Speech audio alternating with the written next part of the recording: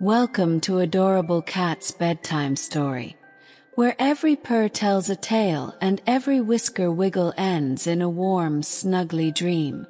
Tonight's tale: The Sleepy Cat Bakery. Tonight, curl up under your blanket, nestle close to your favorite plushie, and let us whisk you away to a cozy little corner of the world where bedtime swirls like warm vanilla, and the stars yawn glittering throughout the Milky Way. Are you ready? Close your eyes and take a deep breath. Now let's begin. The Sleepy Cat Bakery. Once upon a time, in a quiet cobblestone village tucked between two silver hills, there was a tiny bakery with a hand-painted sign that read, "The Sleepy Cat Bakery. Perfect treats for a peaceful sleep." It was run by a gentle gray tabby named Miss Muffin, who wore a flour-dusted apron and always hummed lullabies as she baked. Every evening, as the sky turned soft pink and purple, Miss Muffin would open her window and call out, "Sleepy buns, moon pies, and purring pastries. One for the tummy, one for the dreams." All the neighborhood cats knew it was time. They'd stretch from their naps, swish their tails, and line up outside the bakery to get their bedtime treats. But what they didn't know was that Miss Muffin had a helper who loved bedtime snacks just a tiny bit too much. Enter Pickle the cat. His name was Pickle, and he was the fluffiest, roundest, sneakiest little black and white kitten in the whole village. Pickle was supposed to help dust powdered sugar on the Sleepy Paws cookies and stack the Snuggleberry tarts neatly into sleepy time baskets. But oh no, Pickle had a problem. He was always sneaking bites. A nip of moon pie here, a nibble of honey sleep bar there, a whole marshmallow mallow paw print bun when no one was looking. Miss Muffin would turn around from kneading dough and notice the missing treats. "Pickle," she'd say gently. He'd mumble with powdered sugar all over his cheeks. The treats with sleepy powers. The bakery didn't make just any sweets. Oh no, these treats were special. They were made with chamomile cream, warm oat milk drizzle, and a whisper of lavender. Just one cookie could make your whiskers feel heavy. And Pickle, he had eaten 3 moon pies before bedtime prep was even halfway done. Soon his tummy was full and round like a bread loaf. His eyes began to blink slower and slower, but he didn't stop. Next came the naptime eclairs, then the dreamy lemon sniffs. He waddled to stack nap nuts and forgot what he was doing halfway there. He put cookies in the soup pot and soup in the cookie tin. His tiny tail knocked over the cinnamon cloud shaker. Miss Muffin notices. First, Miss Muffin just smiled. "Oh, Pickle," she whispered, watching him roll into a flour sack with a content sigh. "I suppose we've all had a little too much dessert once or twice." But then the line outside was growing. The kittens were yawning.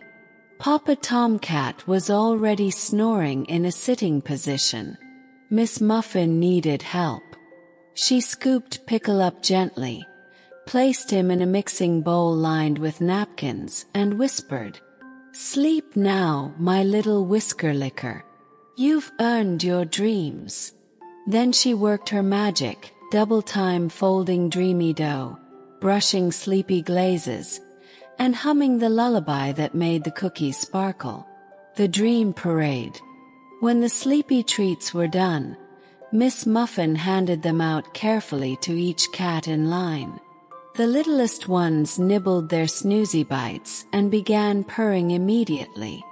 The elder cats took slow sips of purring pudding and curled up in the moonlit grass. Even the birds overhead cooed softly and blinked heavy eyes. And Pickle, Well, Pickle was dreaming. He dreamed he was floating in a giant marshmallow cloud. The stars above him twinkled like sugar crystals. Below, a bed made of soft cake sponge rose to meet him. "One more bite," he whispered in his sleep. "Just one more." But all he got was a gentle kiss on the forehead from Miss Muffin.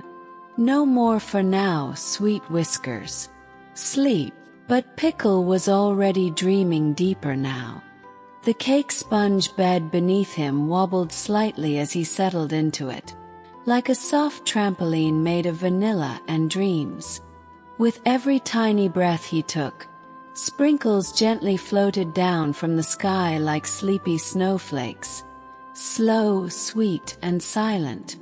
The marshmallow cloud above him drifted down and wrapped around him like a fluffy blanket, and a tiny cinnamon breeze passed by, warm and soft, carrying the scent of sugar and starlight. Suddenly, from behind a frosting hill, came a faint sound. Tink, tink, tink. Pickle's dream ears perked up.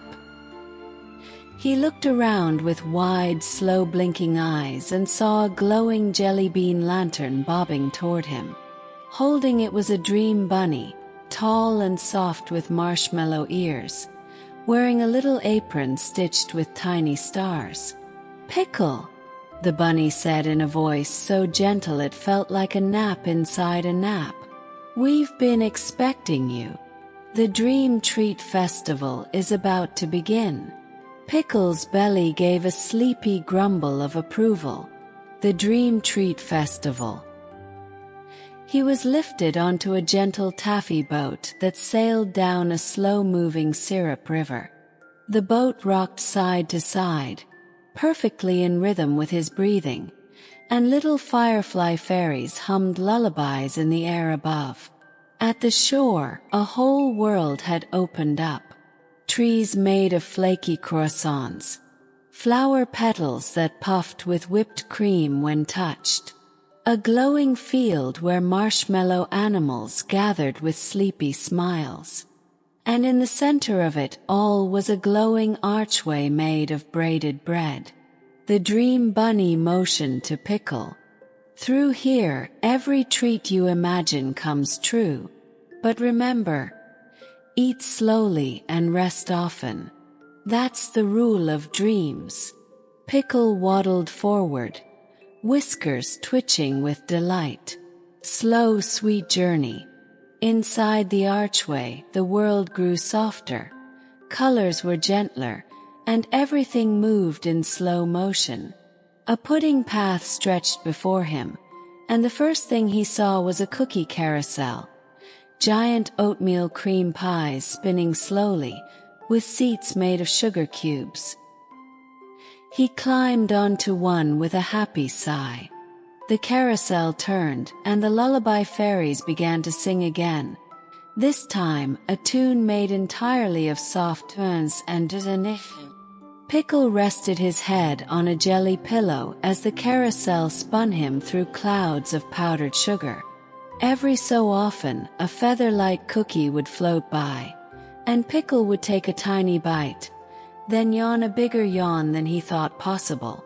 The more he nibbled, the sleepier he grew. Even in his dream he realized, this wasn't a festival to eat. It was a festival to savor. Every moment, every scent, every soft note in the dream song around him. A visit from the star cats. Just as he was about to doze off again, the clouds above parted, and floating down came 3 glowing figures. These were the star cats, ancient, wise, and made entirely of stardust and pearls. Their eyes sparkled like moonstones, and their voices were like the softest night breeze. "Pickle," one said, curling beside him, "you've tasted joy. Now it's time to rest inside it." Another star cat laid its paw on his chest, and Pickle could feel a warm, slow rhythm syncing with his heart. In this place, sleep is not just rest. It's where your dreams get stitched together like a cozy quilt. The third star cat gently placed a crown of whipped cream and sugar pearls on Pickle's head and whispered, "Tonight you are king of calm, and all the world is your pillow." The cookie carousel slowed. The music faded into the soft hum of stars. Pickle's body was weightless now, floating slowly downward onto a bed shaped like a soft cinnamon roll. Miss Muffin appeared once again, this time dressed in a cozy robe, holding a tiny quilt she had baked just for him. It smelled like vanilla and clean sheets and love. "Sleep well, my sweet helper," she said as she tucked him in. "No ovens to clean, no cookies to dust, just dreams to be had, and stars to keep you company."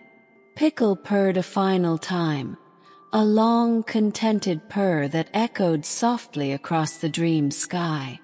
Pickle, now crowned with a delicate ring of whipped cream and sugar pearls, blinked slowly as the star cats circled around him. Their stardust paws made no sound. Their purrs thrummed in time with the stars above. Everything was still. The sky sparkled like a slow lullaby. A breeze of lavender and honey whispered through the dream air. Tiny sparkles floated around Pickle's soft paws, and his fur glowed faintly under the dream light. "You are safe now," one star cat purred. "You've done your part, little helper. It's time to be held by your own dream." Pickle's breathing deepened. His eyes gently closed, but the dream continued even deeper now. Not just around him but within him. The dream quilt. From above, the sky began to lower something gently. A dream quilt. It floated down like snow, made of patches stitched from memories. One square smelled like warm snuggleberry pie from Miss Muffin's kitchen. Another felt like the soft fur of his favorite toy mouse. One played the sound of distant lullaby bells. Another shimmered with his favorite moment of the day, when Miss Muffin gave him a wink after catching him sneaking a cupcake. As the quilt laid itself across his tiny body, it felt like being wrapped in every loving moment he had ever known. "Each dream," a star cat said softly, "adds a new patch. You're weaving your own sky." And in this sky there was no rush, no mess to clean, no crumbs to hide, just rest. The whispering trees. Beyond the dreamland's horizon, a row of fluffy cupcake trees stood tall. Their frosting tops swayed gently in the stardust wind. As Pickle lay still, eyes closed, he heard them whispering, "You did well, Pickle. Your heart is full. Sleep makes you strong and sweet things grow slowly." He could feel their words. Not like noise, but like softness spreading in his chest.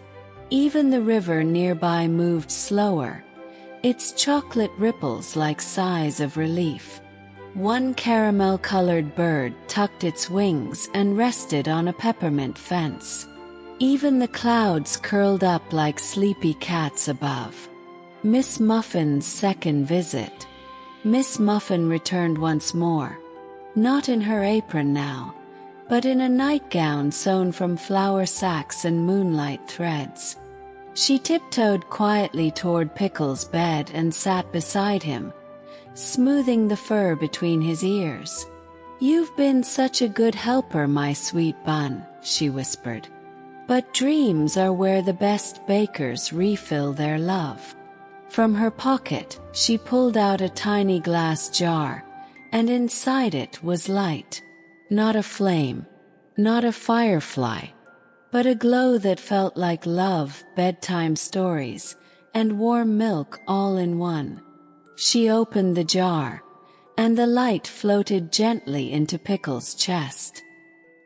He didn't move, but he smiled in his sleep. As the stars above twinkled and curled into swirls, something new appeared in the sky. A great glowing planet, shaped like a cat curled in a ball. The purring planet. It pulsed softly, and the ground beneath Pickle matched its rhythm.